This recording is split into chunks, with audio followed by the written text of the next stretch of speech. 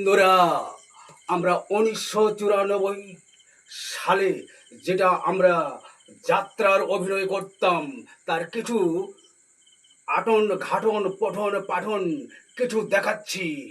যেভাবে রাজা যখন চাবুক সেনাপতি যখন দর্শকদের সামনে অভিনয় করছে, বা জনগণ বা গরিব লোকের খাজনা আদায়ের যে চাবুক মারার মর আনন্দই যেটা নাচে, সেই নাচটা সেই সেনাপতির নাচ দেখাবো।